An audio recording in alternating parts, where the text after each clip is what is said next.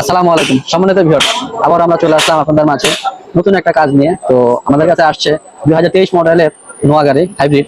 তো ওনারা যখন গাড়িটা আনছে দেখলাম ইঞ্জিন সুইচ দিলে ব্লিডিং করে বন্ধ হয়ে যায়, অন অফ করতে গেলে অ্যাক্সেসরিজ আসে কিন্তু ইঞ্জিন সুইচ অন হওয়ার সাথে সাথে বন্ধ হয়ে যায়। তো আমরা অনেক চেষ্টা করলাম যে এভাবে হয় কিনা, বিভিন্ন ওয়ারিং টারিং সব খুলে চেক করলাম যে কোনো প্রবলেম পাইতেছি না। তো লাস্ট ফিনিশিংয়ে আমরা আস্তে আস্তে প্রত্যেকটা কন্ট্রোলার চেক দিতে শুরু করলাম। তো তার মাঝখানে পাইলাম যে এটা যে স্মার্ট কন্ট্রোলারটা আছে, স্মার্ট কন্ট্রোলার, এই যে আপনাদের দেখাচ্ছি স্মার্ট কন্ট্রোলার। তো এটার ভিতরে যে আউট যে লাইনটা আছে, আউট সুইচমেন্ট বের হবে। তো এই মেনটা দেখলাম ভিতর থেকে শর্ট খেয়ে গেছে।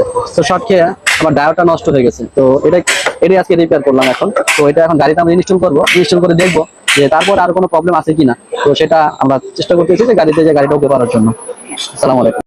মূলত আমাদের গাড়ির যে প্রবলেম ছিল সেটা আপনাদেরকে দেখানোর চেষ্টা করতেছি। দেখেন অ্যাক্সেসরি আসে কিন্তু ইঞ্জিন সুইচ অন হয় না।